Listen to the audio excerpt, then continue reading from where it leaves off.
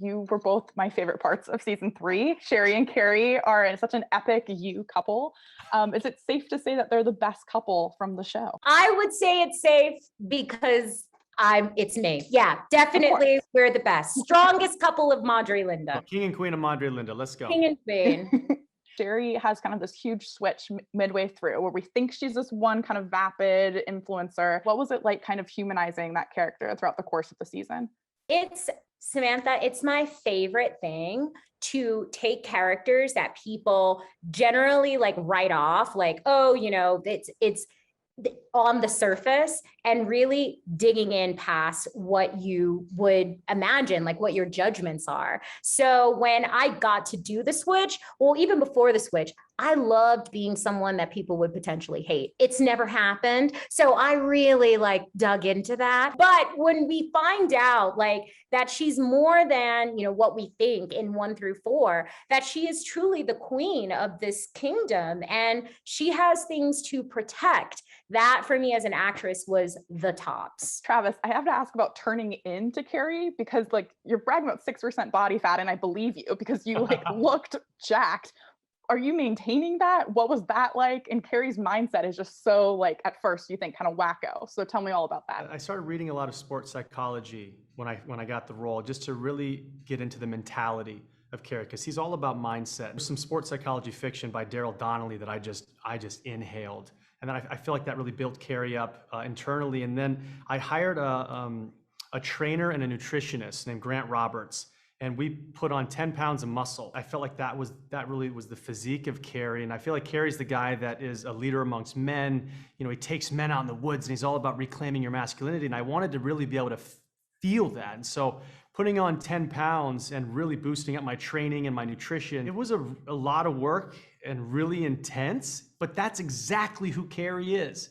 So for me, I loved it. I loved that focus. And no, I have not kept it up. Carrie is such a surprising character as well. Similar to Sherry, you have this kind of pivot, but I think one of the scenes too that really stands out is Joe kind of goes after him and he stands by him as a friend. And this is the first time we see Joe really having friends. Why do you think Carrie felt the need to kind of become a father figure to Joe in a certain sense? I think Carrie sees something in Joe that he recognizes maybe in himself. And I think he sees this repressed guy, and Carrie is very interested in helping liberate people and reconnecting them to their essence and their core. And so I feel like Joe was a little project for him. That episode 5 it's so touching when you watch how it all plays. First of all, it doesn't turn out the way you think it's going to.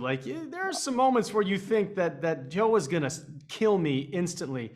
And when it comes around to where, there's a breakthrough, it's a really moving moment. Carrie did exactly what he intended to with Joe. And so it's a good moment. Season 3 just really stood out to me across the whole show itself, is because it really tackles these kind of face value stereotypes that come up, especially really hot button issues.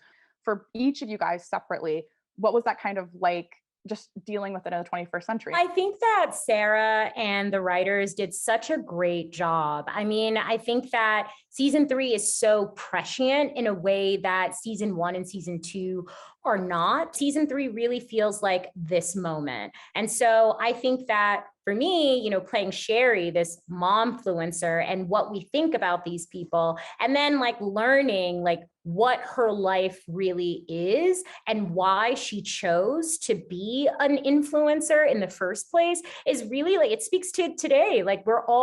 Everything is for sale. We're scrolling through an Eiffel Tower's worth of information every day. And so to stand out and to also be likable, I think that season 3 does a fabulous job with really putting a magnifying glass on the moment that we're in. I think that's well said. I think we're in a social media culture where we put out a certain facade of who we are and who we want people to think we are, and we're not always that in real life. And so I think what this show does is it just amplifies this issue that we're facing as a society, and it does a really great job because the show is satirical and it's funny, and it makes you. I feel like the show teaches you while it entertains you, and that's a really special potion